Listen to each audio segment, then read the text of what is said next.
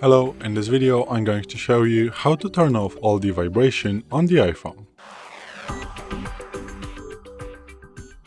So, today in front of me is the iPhone 12 with the iOS 17.4, but it really doesn't matter which iPhone you have or which version of the iOS you have, it is all going to work the same on all the iPhones. So, if you want to turn off all the vibration on the iPhone, let's go to the settings, then you want to go to the accessibility, then you want to go to the touch, swipe down, and here you have vibration.